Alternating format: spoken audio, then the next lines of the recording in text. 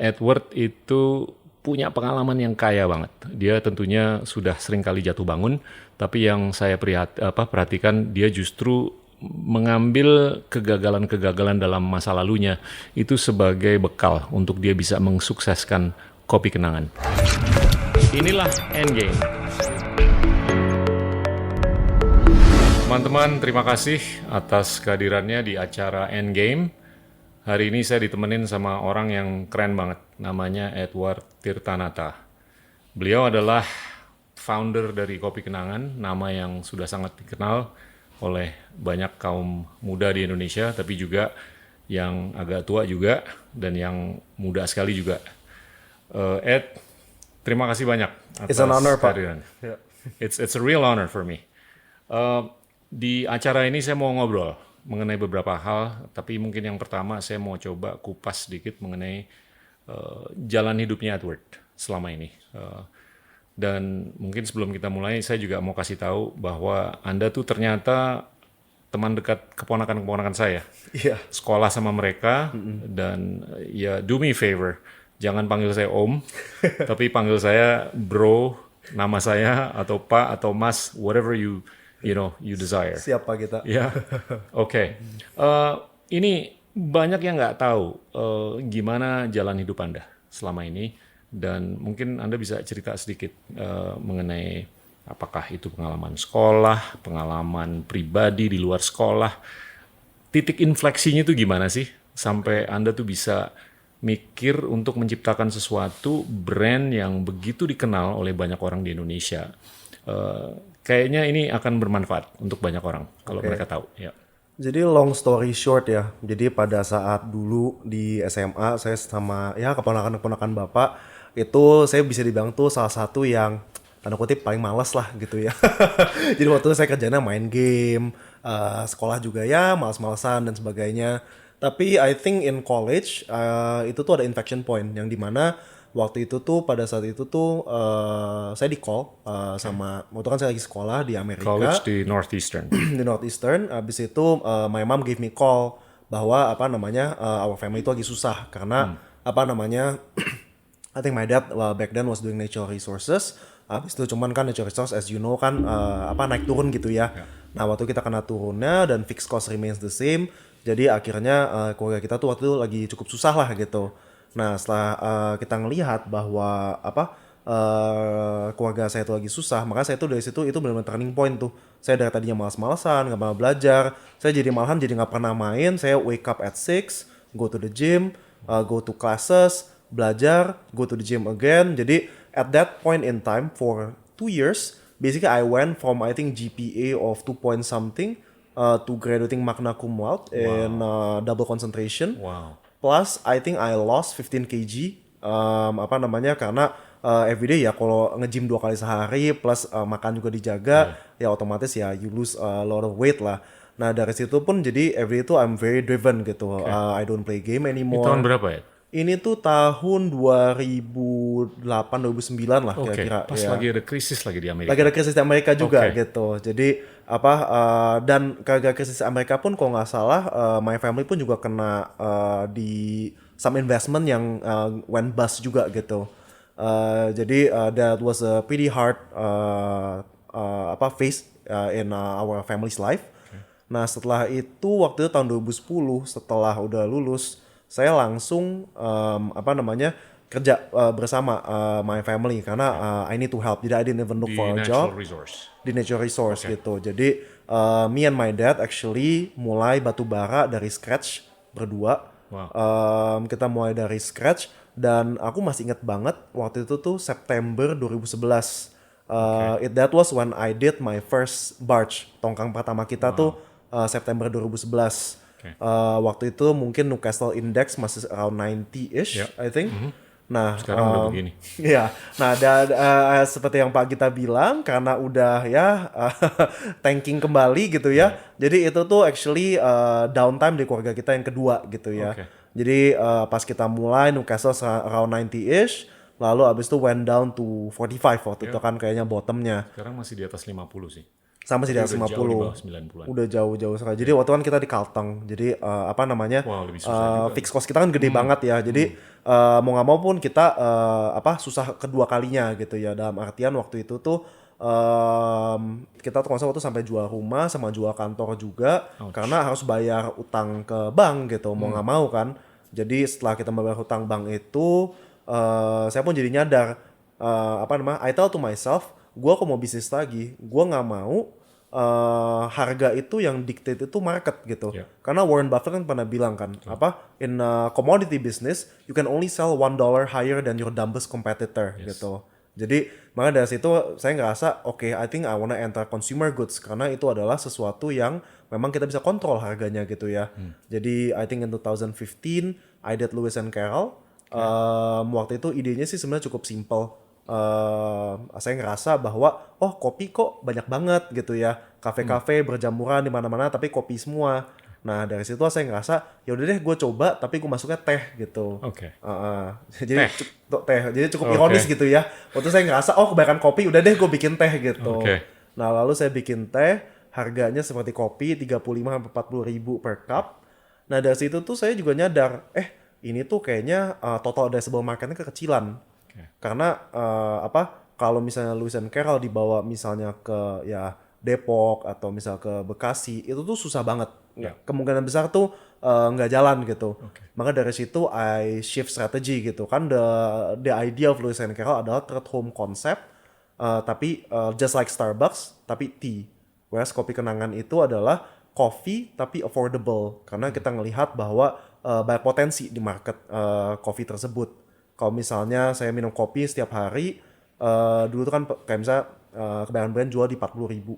40 ribu kali 30 hari adalah 1,2 juta atau 30% of minimum wage gitu. Maka that is why I thought itu tuh nggak mungkin orang Indonesia tuh bisa minum kopi itu setiap hari. Padahal kopi kan orang kalau minum ya minum tiap hari gitu ya. You drink 3 cups a day? I drink 3 cups a day, so 120K per day. I would want you as my customer. I'm a good customer for any cafe actually. Jadi makanya dari situ saya ngerasa to satisfy my needs and most of coffee drinkers needs in Indonesia, I need to make an affordable option. Gitu. Jadi that's how I started Kopi Kenangan lah in brief. Jadi ini nggak ada hubungannya, nggak ada korelasi dengan apa yang Anda belajar di sekolah. Totally hanya karena habitat pasca sekolah aja. Ya. Saya mau minum kopi bener sih di kuliah waktu itu. Saya minum dari 7-Eleven dekat kuliah. Abis itu dari situ saya ngerasa 7-Eleven murah ya. Jadi makanya saya minum di sana terus gitu. Dan saya kalau dibilang expert dalam tea atau coffee pun juga enggak gitu. Cuman saya merasa bahwa in business itu yang penting itu adalah you are a jack of all trade, master of money gitu. You need to be an expert in whatever you are doing. You can always partner or hire someone who's smarter than you in certain field gitu ya. Is there anything that you would have done differently in hindsight, going back to 2010?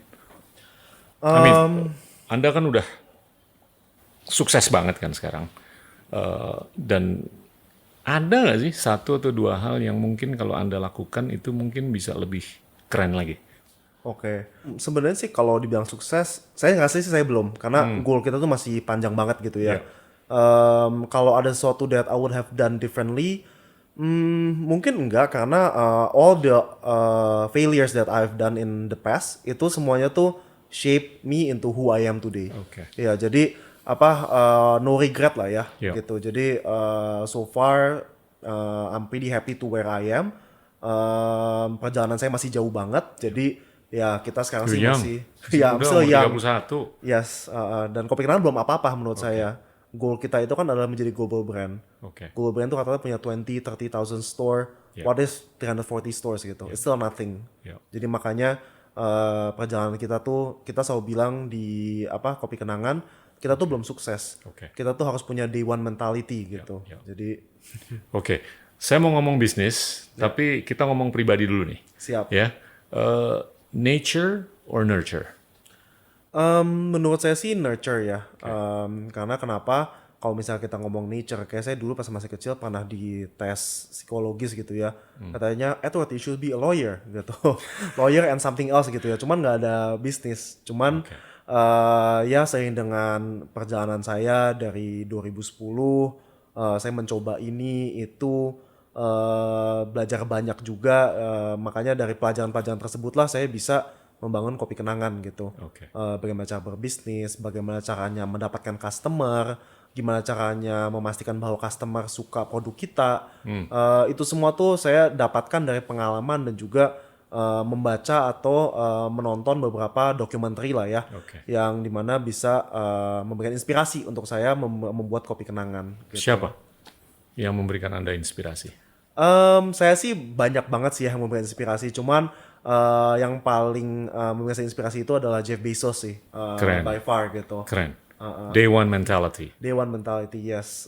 Karena Bezos kan bilang day two itu adalah ya it's the beginning of death gitu ya. Yeah. Any company yang udah day two mentality, yang udah merasa gua perusahaan gua tuh udah bagus gitu ya, Yeah. udah nggak perlu ditambahin atau diganti apa-apa, itu tuh pasti kalah in the long run gitu ya.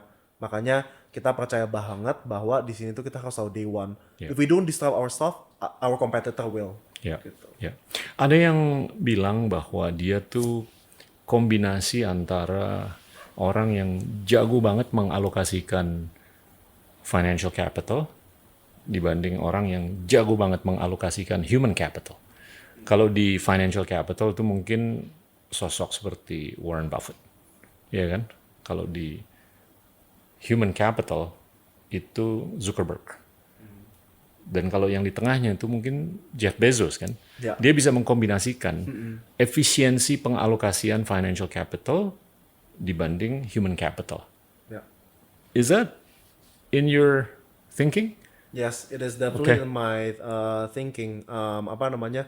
Kalau misalnya kita ngelihat gitu ya, during this crisis, even the 2008 crisis, I remember Shamat, he is the CEO of Social Polyhappy, yeah. Capital, yes. And one of the thing he really critique the corporate in the US itu adalah lu orang itu udah mendapatkan raise a lot of capital. Yeah. But you use the capital for share buyback instead of R&D or developing something I new. was gonna ask you. Okay, Yeah. bagus, bagus. That is definitely not a good use of your financial capital. Iya. So it's not wise at all. Iya. And that's why dia bilang I don't invest in people yang duitnya dipakai cuma untuk share buyback gitu.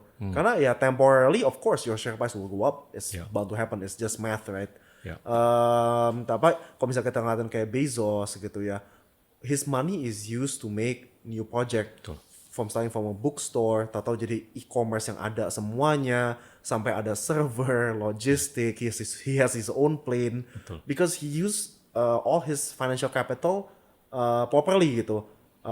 We raise capital to VC, PE, or IPO tuh kan actually to grow your business, whether it be in the same, whether it be whatever you are doing right now or a new business line gitu. Jadi there's a good allocation of financial capital. Iya. Paralelnya antara apa yang dilakukan Bezos dengan Anda itu banyak loh. Dia kan di awal tahun 90-an dia mulai menjual buku Ya. yang sudah dilakukan banyak orang. Tapi dia mendisrupsi. Anda menjual kopi yang sudah dilakukan banyak orang. Tapi Anda mendisrupsi caranya jual kopi, apakah itu dari price point dan metode-metode lainnya lah. Nah itu kepikirannya tuh apakah sejauh itu? Waktu Anda tuh membidik kopi kenangan atau mau jualan kopi, gue pengen melakukan apa yang Jeff Bezos lakukan di tahun 90-an dengan buku, dengan kopi. Oke.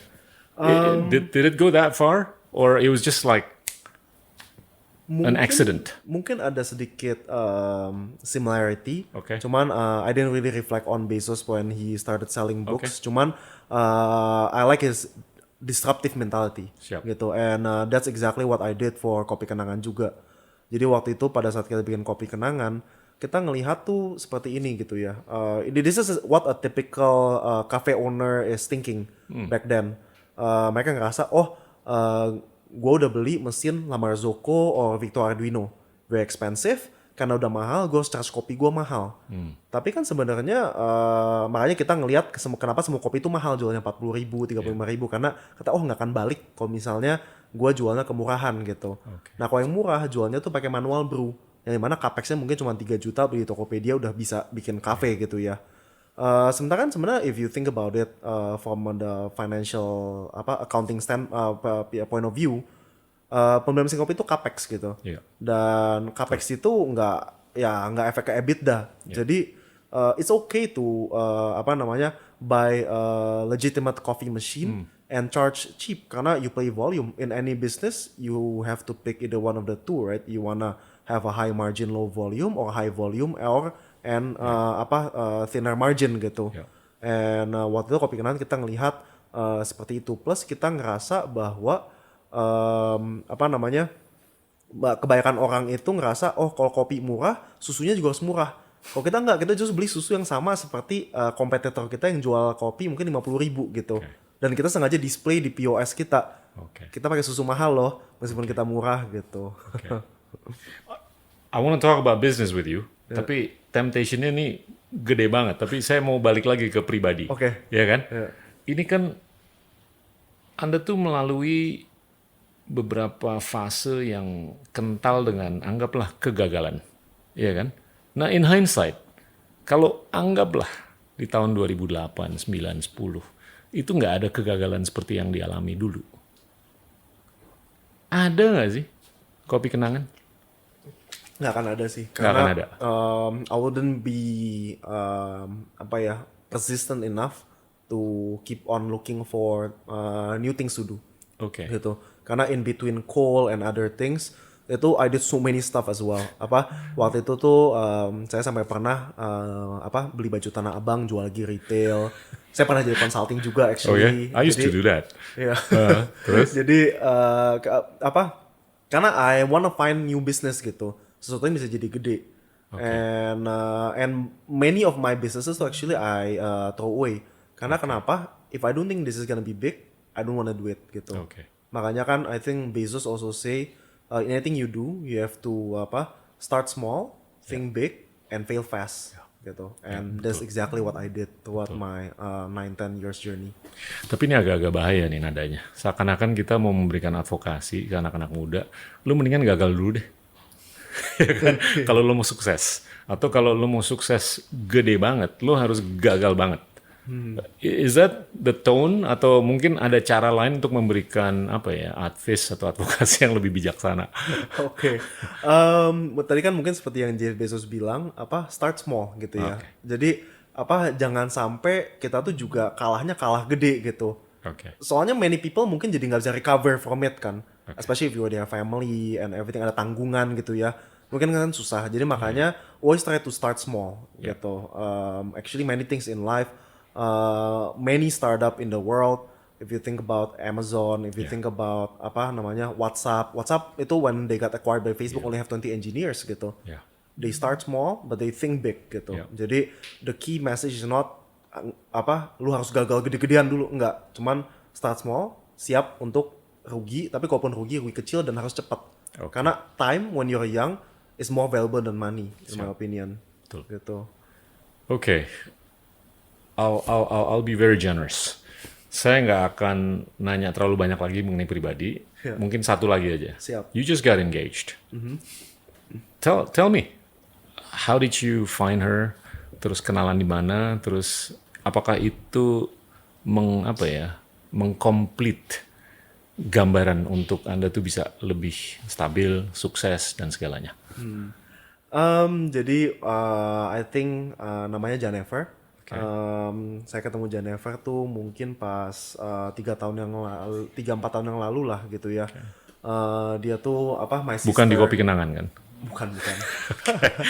dia tuh bridesmaid-nya adik aku. Gitu. Well done. Jadi waktu itu kita ketemu, abis itu ngobrol-ngobrol. Sama dia tuh enaknya tuh gini. Life is simple with her. Nggak banyak komplikasi, everything is just mengalir aja gitu ya. Maybe when you are younger, you're looking for a relationship yang wah gitu ya, naik turun gitu ya, something yang benar-benar intense ya Inilah Endgame. Di episode Endgame berikutnya. Ini kan kalau kita lihat kopi ini banyak orang berpikir ini atom. Dan ini kan udah terjadi pergeseran yang dahsyat dari atom ke bits and bytes. Dan apalagi dengan COVID-19 ini. Ini kan banyak banget kan intensifikasi rangkulan-rangkulan terhadap paradigma digital yang bits and bytes. Kemungkinan terjadinya disrupsi terhadap apapun termasuk kopi itu kan ada kan di masa depan. Are you prepared?